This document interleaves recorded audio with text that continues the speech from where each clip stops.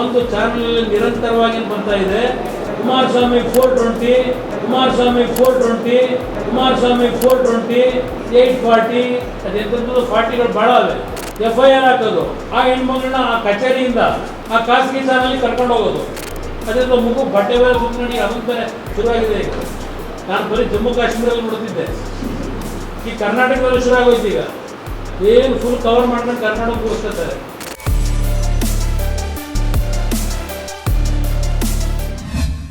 ಮಾನ್ಯ ಮಾಜಿ ಮುಖ್ಯಮಂತ್ರಿ ಹಾಲಿ ಕೇಂದ್ರ ಸಚಿವ HD ಕುಮಾರಸ್ವಾಮಿ ಅವರೇ, ಶನಿವಾರ ಅಂದರೆ ಸೆಪ್ಟೆಂಬರ್ 28ರಂದು JDS ರಾಜ್ಯ ಕಚೇರಿ JP ಭವನದಲ್ಲಿ ನೀವು ನಡೆಸಿದ ಪತ್ರಿಕಾಗೋಷ್ಠಿಯಲ್ಲಿ ಪತ್ರಕರ್ತೆಯಾಗಿ ನಾನೂ ಹಾಜರಿದ್ದೆ. ನೀವು ಯಾವುದೋ ವಿಚಾರಗಳಿಗೆ ಮಾನಸಿಕವಾಗಿ ಬಹಳ ಕ್ಷೋಭೆಗೊಳಗಾದವರಂತೆ ಮಾತನಾಡಿದ್ದೀರಿ. ರಾಜಕೀಯ ಕೆಸರೆರ ಚಾಟದ ಮಧ್ಯೆ ನೀವು ಈ ಸಮಾಜದಲ್ಲಿ ಅತ್ಯಂತ ಹೀನ ಕೃತ್ಯ ಎನ್ನಬಹುದಾದ ಸಂತ್ರಸ್ತೆಯರು ಅಥವಾ ಪ್ರಜ್ವಲ್ನಂತಹ ಹಣ ಸೊಕ್ಕಿದ ಯುವಕರ ಪೈಶಾಚಿಕ ಕೃತ್ಯದ ಬಲಿಪಶು ಮಹಿಳೆಯರನ್ನು ಹೀನಾಯವಾಗಿ ಅವಮಾನಿಸಿದ್ದೀರಿ. ಬೇಕಿದ್ದರೆ ನಿಮ್ಮ ಪ್ರೆಸ್ ಮೀಟ್ನ ವಿಡಿಯೋ ಮತ್ತೆ ಹಾಕಿ ನೋಡಿ. ಸರ್ಕಾರದ ಡೈರೆಕ್ಷನ್ ಮೇಲೆ ಸರ್ಕಾರದಿಂದ ದುಡ್ಡು ತಗೊಂಡು ಅಫಿಷಿಯಲಿ ಒಂದು ಚಾನಲ್ ನಿರಂತರವಾಗಿ ಬರ್ತಾ ಇದೆ. ಕುಮಾರಸ್ವಾಮಿ 420, 840, ಅದೆಂಥದ್ದು 40ಗಳು ಭಾಳ ಅವೆ. ಹಾಕೊಂಡು ಪ್ರತಿನಿತ್ಯ ಒಂದು ಚಾನಲ್ ನಿರಂತರವಾಗಿ ಬಂದಿದೆಯಲ್ಲ, ಆ ಚಾನಲ್ಗೆ ಸುದ್ದಿಗಳು ಕೊಡ್ತಾ ಇದ್ದಿದ್ದು ಯಾರು? ರಾಜ್ಯಪಾಲರ ಕಚೇರಿಯಿಂದ. ಇಲ್ಲಿ ಯಾರನ್ನ ಕರೆಸೋದು? DG ಕಚೇರಿಗೆ, ಅವ್ರ ಕಚೇರಿಗೆ ಕೂತ್ಕೊಂಡು ಕಂಪ್ಲೇಂಟ್ ಬರ್ಸೋದು ಹೆಣ್ಮಕ್ಳ ಹತ್ರ, FIR ಹಾಕೋದು, ಆ ಹೆಣ್ಮಗಳನ್ನ ಆ ಕಚೇರಿಯಿಂದ ಆ ಖಾಸಗಿ ಚಾನಲ್ಗೆ ಕರ್ಕೊಂಡು ಹೋಗೋದು, ಅದರಿಂದ ಮಗು ಬಟ್ಟೆ ಬೇರೆ ಸುತ್ತಣಿ ಅದೊಂಥರ ಶುರುವಾಗಿದೆ. ಈಗ ನಾನು ಬರೀ ಜಮ್ಮು ಕಾಶ್ಮೀರಲ್ಲಿ ನೋಡ್ತಿದ್ದೆ, ಈ ಕರ್ನಾಟಕದಲ್ಲಿ ಶುರುವಾಗೋಯ್ತು. ಈಗ ಏನು ಫುಲ್ ಕವರ್ ಮಾಡ್ಕೊಂಡು ಕರ್ನಾಟಕ ಕೂರಿಸ್ತಾರೆ. ಇದು ರಾಜ್ಯಪಾಲರ ಕಚೇರಿಯಿಂದ ನಡೀತಿದೆಯಾ ಪ್ರತಿದಿನ 6 ತಿಂಗಳಿಂದ? ಕುಮಾರಸ್ವಾಮಿ ಅವರೇ, ನಿಮಗೂ ಒಬ್ಬಳು ಮಗಳಿದ್ದಾಳೆ ಅಂತ ಗೊತ್ತು. ಪತ್ನಿ, ಸೊಸೆ, ಸೋದರಿಯರೂ ಇದ್ದಾರೆ. ಅಥವಾ ಲೈಂಗಿಕ ಶೋಷಣೆಗೆ ಒಳಗಾದವರ ಗುರುತು, ಹೆಸರು, ವಿಳಾಸ ಯಾವುದನ್ನು ಬಹಿರಂಗಪಡಿಸಬಾರದು ಎಂಬುದು ಈ ನೆಲದ ಕಾನೂನಿನ ಸಾರ. ನೀವು ದಶಕಗಳಿಂದ ಶಾಸನ ರೂಪಿಸುವ ಹಲವು ಸ್ಥಾನ ಜವಾಬ್ದಾರಿಗಳನ್ನು ನಿರ್ವಹಿಸಿದವರು. ನಿಮಗೆ ಈ ಅರಿವು ಇರಬೇಕಿತ್ತು. ಈಗ ವಿಷಯಕ್ಕೆ ಬರುತ್ತೇನೆ. ಸಿದ್ದರಾಮಯ್ಯ ಸರ್ಕಾರ ಮತ್ತು ಒಂದು ಖಾಸಗಿ ಮಾಧ್ಯಮವನ್ನು ಗುರಿಯಾಗಿಸಿ ನೀವು ಮಾತನಾಡುವಾಗ ಅದೇನೋ ಮುಖಕ್ಕೆ ಬಟ್ಟೆ ಕಟ್ಟಿಕೊಂಡು ತಂದು ಟಿವಿಯಲ್ಲಿ ಕೂರಿಸೋದು, ಪೊಲೀಸರಿಗೆ ದೂರು ಕೊಡಿಸೋದು ಎಂದು ಎರಡೆರಡು ಬಾರಿ ಹೇಳಿದ್ದೀರಿ. ನೀವು ಯಾವ ಪ್ರಕರಣದ ಬಗ್ಗೆ ಹೇಳಿದ್ದು ಅಂತ ಎಂತಹ ದಡ್ಡರಿಗಾದರೂ ಅರ್ಥವಾಗುತ್ತದೆ. ಪೆನ್ ಡ್ರೈವ್ ಹಂಚಿದವರ ಬಗ್ಗೆ ನೀವು ಎಷ್ಟೊಂದು ಮಾತನಾಡಿದ್ರಿ. ಯಾಕಾಗಿ? ಮಹಿಳೆಯರ ಐಡೆಂಟಿಟಿ ರಿವೀಲ್ ಆಗುತ್ತದೆ, ಅದಾಗಬಾರದು ಅಂತ ಅಲ್ವಾ? ಹಾಗಿದ್ದರೆ ಸಂತ್ರಸ್ತರು ಮುಖ ಮುಚ್ಚದೆ ಹಾಗೆ ಬರೋದಂದರೆ ಅದರ ಪರಿಣಾಮ ಪೆನ್ ಡ್ರೈವ್ ಹಂಚಿದ ಪರಿಣಾಮದಷ್ಟೇ ಅಲ್ವಾ? ನೀವ್ಯಾಕೆ ಒಂದೊಂದು ಸಲ ಒಂದೊಂದು ಥರ ಮಾತನಾಡುತ್ತೀರಿ? ನನ್ನ ಈ ಪ್ರಶ್ನೆಗೆ ಉತ್ತರಿಸುವಿರಾ? ಸಗೋದು ತಪ್ಪ ಅಥವಾ ಸಂತ್ರಸ್ತೆಯರು ದೂರು ಕೊಡೋದು ತಪ್ಪ? ಮಾಧ್ಯಮಗಳು ಅಂತಹ ನೊಂದ ಮಹಿಳೆಯರಿಗೆ ತಮ್ಮ ನೋವು ಹೇಳಿಕೊಳ್ಳಲು ವೇದಿಕೆ ಒದಗಿಸೋದು ತಪ್ಪ? ನಿಮ್ಮ ಸೋದರನ ಮಗ ನಿಮ್ಮ ಪಕ್ಷದ ಸಂಸದನಾಗಿದ್ದ ಪ್ರಜ್ವಲ್ ರೇವಣ್ಣ ಮಾಡಿದ ಘನ ಕಾರ್ಯದ ವಿಡಿಯೋಗಳನ್ನು ನೀವು ನೋಡಿಲ್ಲವಾದರೆ ತಕ್ಷಣ ತರಿಸಿ ನೋಡಿ. ನಿಮಗೆಲ್ಲ ಊಟ ಹಾಕಿದ್ದ ವೃದ್ಧ ಮನೆ ಕೆಲಸದಮ್ಮನ ಮೇಲೂ ಎಸಗಿದ್ದಕ್ಕೆ ಆತನೇ ಪುರಾವೆ ಇಟ್ಟುಕೊಂಡಿದ್ದಾನೆ.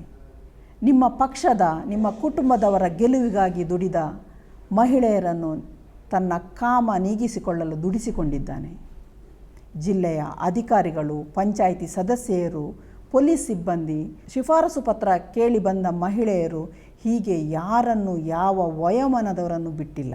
ಆತನ ಈ ಚಾಳಿಗೆ ನಿಮ್ಮ ತಂದೆ, ದೇಶದ ಮಾಜಿ ಪ್ರಧಾನಿ ದೇವೇಗೌಡರಿಗೆ ಕರ್ನಾಟಕ ಸರ್ಕಾರ ಕೊಟ್ಟ ಬಂಗಲೆ, ನಿಮ್ಮ ಅಣ್ಣ ಬೆಂಗಳೂರು, ಹಾಸನಗಳಲ್ಲಿ ಕಟ್ಟಿಸಿದ ಭವ್ಯ ಬಂಗಲೆಗಳೆಲ್ಲವನ್ನು ಬಳಸಿದ್ದಾನೆ. ನಿಮಗೆ ಆತನ ನಡವಳಿಕೆಯ ಬಗ್ಗೆ, ಆತ ಸಂಸದನಾಗಿ ಏನು ಮಾಡುತ್ತಿದ್ದಾನೆ ಎಂಬ ಮಾಹಿತಿ ಇರಲಿಲ್ಲವೇ?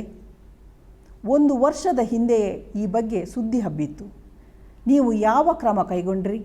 2024ರ ಲೋಕಸಭಾ ಚುನಾವಣೆಯಲ್ಲಿ ಹಾಸನ ಲೋಕಸಭಾ ಕ್ಷೇತ್ರದ ಟಿಕೆಟ್ ಆತನಿಗೆ ಕೊಟ್ಟು, ಇವ ರೇವಣ್ಣನ ಮಗ ಅಲ್ಲ ನನ್ನ ಮಗ ಅಂತ ವೇದಿಕೆಯಲ್ಲಿ ಬೆನ್ನು ತಟ್ಟಿ ಮತಯಾಚನೆ ಮಾಡಿದ್ರಲ್ವಾ? ಆತ ವಿದೇಶಕ್ಕೆ ಪರಾರಿಯಾದ ಕೂಡಲೇ ರೇವಣ್ಣ ಕುಟುಂಬವೇ ಬೇರೆ, ನನ್ನ ಕುಟುಂಬವೇ ಬೇರೆ ಅಂದಿದ್ರಿ, ನೆನಪಿದೆಯಾ? ಎಷ್ಟು ಅಂತ ಮಾತು ಬದಲಿಸುತ್ತೀರಿ ಕುಮಾರಸ್ವಾಮಿಯವರೇ? ಎಷ್ಟು ಅಂತ ಸುಳ್ಳು ಹೇಳುತ್ತೀರಿ? ನಿಮ್ಮ ಕುಟುಂಬದಲ್ಲಿಯೇ ಅಂತಹ ಜಗತ್ ಕುಖ್ಯಾತ ಚಾರಿಯನ್ನು ಇಟ್ಟುಕೊಂಡು ಸಂತ್ರಸ್ತ ಹೆಣ್ಣು ಮಕ್ಕಳನ್ನು ಸಾರ್ವಜನಿಕವಾಗಿ ಗೇಲಿ ಮಾಡಲು ಮನಸ್ಸಾದರೂ ಹೇಗೆ ಬಂತು?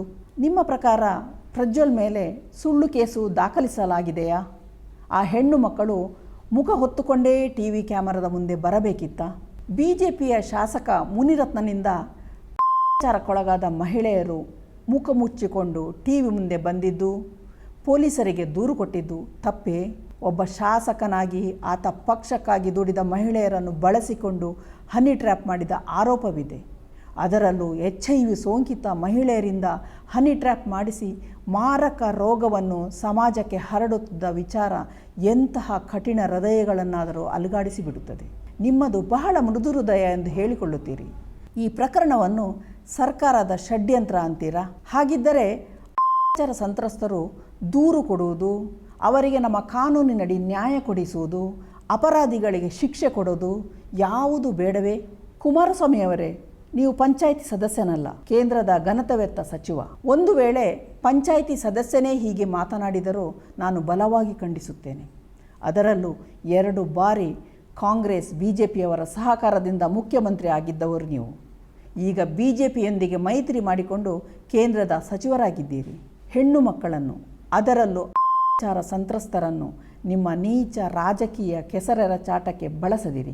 ದೇವೇಗೌಡರಿಗೆ ಕಣ್ಣೀರು ಹಾಕಿಸಿದ್ದು ಸಿದ್ದರಾಮಯ್ಯ ಸರ್ಕಾರ ಅಂದಿದ್ದೀರಿ. ಯಾವ ಕಾರಣಕ್ಕೆ ಅವರು ಕಣ್ಣೀರು ಹಾಕಿದ್ರು ಅಂತ ಹೇಳಲು ಮಾತ್ರ ಮರೆತಿದ್ರಿ. ಅದು ಅವರ ಮಗ ಮೊಮ್ಮಕ್ಕಳ ಕಾರಣಕ್ಕೆ ಅಂತಾದರೆ ಅದಕ್ಕೆ ಕಾರಣ ಸರ್ಕಾರ ಅಲ್ಲ, ನಿಮ್ಮ ಅಣ್ಣನ ಇಡೀ ಕುಟುಂಬ ಕಾರಣ. ಅವರು ಮಾಡಿರುವ ಕೃತ್ಯ ನಾಗರಿಕ ಸಮಾಜ ಒಪ್ಪುವ ಕೆಲಸವಲ್ಲ. ಈ ನೆಲದ ಕಾನೂನಿನಡಿಯೇ ಅವರಿಗೆ ಶಿಕ್ಷೆಯಾಗುತ್ತದೆ. ಆ ಕಾರಣಕ್ಕೆ ಕಣ್ಣೀರು ಹಾಕಿದ ದೇವೇಗೌಡರ ಶಾಪ ಸರ್ಕಾರಕ್ಕೆ ತಟ್ಟುತ್ತದೆ ಎಂದಾದರೆ, 100 ಸಂತ್ರಸ್ತ ಕುಟುಂಬದ ಕಣ್ಣೀರ ಶಾಪ ನಿಮ್ಮ ಕುಟುಂಬಕ್ಕೂ ತಟ್ಟುತ್ತದೆ ಎಂಬ ಅರಿವು ನಿಮಗಿರಲಿ. ನಮಸ್ಕಾರ. ಮತ್ತಷ್ಟು ವಿಶೇಷ ವಿಡಿಯೋಗಳನ್ನು ನೋಡಲು ಮತ್ತು ಹೊಸ ವಿಡಿಯೋಗಳ ಬಗ್ಗೆ ತಿಳಿಯಲು ಈ ದಿನ .com ಯೂಟ್ಯೂಬ್ ಚಾನೆಲ್ ಸಬ್ಸ್ಕ್ರೈಬ್ ಮಾಡಿ ಮತ್ತು ಬೆಲ್ ಐಕಾನ್ ಕ್ಲಿಕ್ ಮಾಡಿ.